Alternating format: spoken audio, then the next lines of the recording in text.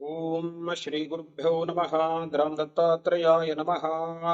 ಒಟ್ಟಾರೆಯಾಗಿ ಧನುಸ್ಸು ರಾಶಿಯವರಿಗೆ ಮೇ ತಿಂಗಳ ಒಂದು ಜಾತಕದಂತೆ ಗೋಚರದ ಫಲ ಯಾವ ರೀತಿಯಾಗಿರುತ್ತೆ ಅಂದ್ರೆ ಅವರ ಒಂದು ಈ ಮೇ ತಿಂಗಳ ಮಾಸ ಭವಿಷ್ಯ ಯಾವ ರೀತಿಯಾಗಿರುತ್ತೆ ಅಂತ ಅನ್ನೋದನ್ನ ಚಿಂತನೆ ಮಾಡಿದಾಗ ನೋಡಿ, ಸಪ್ತಮದ ಭಾವದಲ್ಲಿ ಗುರು ಮುಂದುವರಿತಾ ಇದ್ದಾನೆ, ಸಪ್ತಮದಲ್ಲಿ ಶುಕ್ರ ಕೂಡ ಮುಂದುವರಿತಾನೆ. ಇದು ಒಳ್ಳೆಯ ಫಲ ಅಂತ ಹೇಳಿದ್ರು ಕೂಡ ತಾತ್ಕಾಲಿಕವಾಗಿ. ಯಾಕೆ ಅಂದ್ರೆ ಜೂನ್ 1ನೇ ತಾರೀಕು ಗುರು ಮತ್ತೆ ಪುನಃ ಕರ್ಕ ರಾಶಿಗೆ ಬಂದಾಗ ಧನುಸ್ಸು ರಾಶಿಯವರಿಗೆ ಅಷ್ಟಮದ ಗುರು ಪ್ರಭಾವ ಶುರುವಾಗುತ್ತೆ.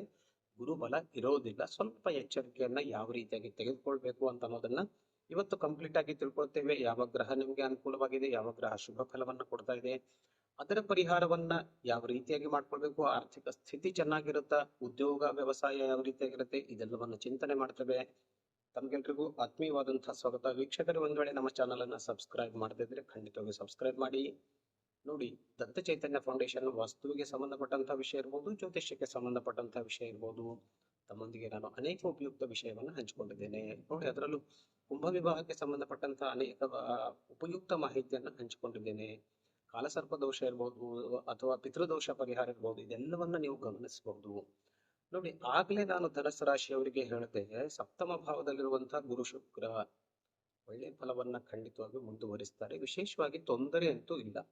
ಯಾಕೆಂದ್ರೆ ನೋಡಿ, ಪ್ರಥಮ ಭಾವಾಧಿಪತಿ ಆದಂತಹ ಗುರು ಸಪ್ತಮದಲ್ಲಿ ಮುಂದುವರಿಯುವುದರಿಂದ ಆರೋಗ್ಯಕ್ಕೆ ಸಂಬಂಧಪಟ್ಟಂತ ಯಾವುದೇ ರೀತಿಯ ತೊಂದರೆ ಖಂಡಿತವಾಗಿಯೂ ಇರೋದಿಲ್ಲ ಸದ್ಯಕ್ಕಂತೂ. ಆದರೆ ನಂತರ ಅಷ್ಟಮ ಭಾವದಲ್ಲಿ ಬಂದಾಗ ಆರೋಗ್ಯದಲ್ಲಿ ಮುಂದಿನ ಒಂದಷ್ಟು ಅವಧಿಗಳು ನಿಮಗೆ ಆರೋಗ್ಯದ ಮೇಲೆ ಪರಿಣಾಮವನ್ನ ಬೀರುವಂತಹ ಸಾಧ್ಯತೆ ಇದೆ. ದ್ವಿತೀಯ ಭಾವ ಮತ್ತು ತೃತೀಯ ಭಾವದ ಅಧಿಪತಿ ಶನಿ ಇರೋದರಿಂದ ಆರ್ಥಿಕವಾಗಿ ವಿಶೇಷವಾಗಿ ತೊಂದರೆ ಇಲ್ಲದೆ ಇದ್ರೂ ಕೂಡ ಹಣಕಾಸಿನ ಒಂದು ನಾವು ಫ್ಲೋ ಅಂತ ನಾವೇನ್ ಹೇಳ್ತೀವಲ್ಲ, ಅದು ಸ್ವಲ್ಪ ಮಧ್ಯಮವಾಗಿರುತ್ತೆ, ಬಹಳ ಫಾಸ್ಟ್ ಆಗಿ ಇರೋದಿಲ್ಲ. ಯಾಕಂದ್ರೆ ಅದರ ಅಧಿಪತಿ ಶನಿ ಇರೋದರಿಂದ. ಶನಿ ಚತುರ್ಥ ಭಾವದಲ್ಲಿ ಮುಂದುವರಿತಾ ಇದ್ದಾನೆ. ವಿಶೇಷ ಫಲವನ್ನ ಖಂಡಿತವಾಗಿ, ಒಳ್ಳೆಯ ಫಲವನ್ನ ಖಂಡಿತವಾಗಿ ಕೊಡ್ತಾ ಇಲ್ಲ.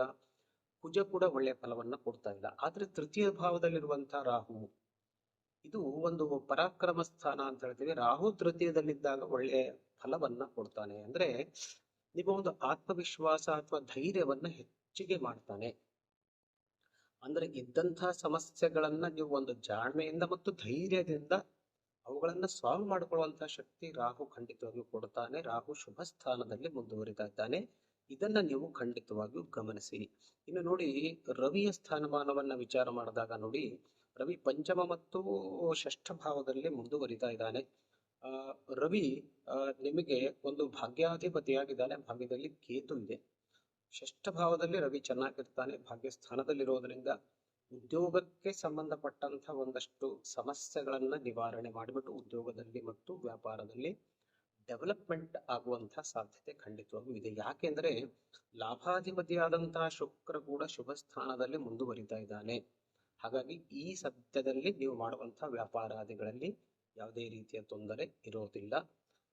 ವಿಶೇಷವಾಗಿ ನೋಡಿ, ಸ್ಥಿರಾಸ್ತಿ ಚರಾಸ್ತಿ ಇಂಥದ್ದೇನಾದ್ರೂ ವ್ಯವಹಾರ ಮಾಡ್ಕೊಳ್ಳೋದಿದ್ರೆ ಸದ್ಯಕ್ಕಂತೂ ಖಂಡಿತವಾಗಿಯೂ ಮಾಡ್ಕೊಳ್ಳಿ. ಆಮೇಲೆ ಗುರು ಬದಲಾವಣೆ ನಂತರ ಸ್ವಲ್ಪ ಇದೆಲ್ಲ ಕೆಲಸಗಳು ಟಫ್ ಆಗುವಂತಹ ಸಾಧ್ಯತೆ ಇರೋದರಿಂದ ಆದಷ್ಟು ಬೇಗ ಮುಗಿಸ್ಕೊಳ್ಳಿ. ಅದರಿಂದ ಖಂಡಿತವಾಗಿಯೂ ನಿಮಗೆ ಒಳ್ಳೆಯದಾಗುತ್ತೆ.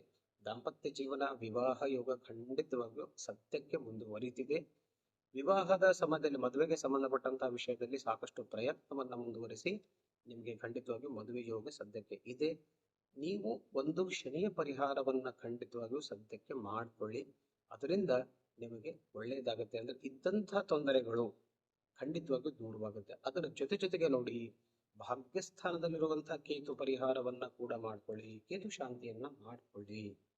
ಯಾಕಂದ್ರೆ ಭಾಗ್ಯಸ್ಥಾನದಲ್ಲಿ ಕೇತು ಇದ್ದಾಗ ನೋಡಿ, ಇನ್ನೇನ ಸಿಕ್ಬಿಡ್ತು ಅಂತೂ ಅನ್ನುವಂತ ಒಂದು ಕೆಲಸ ಆಗದೇ ಇರಲಿಕ್ಕೆ ಸಾಧ್ಯತೆ ಇರುತ್ತೆ.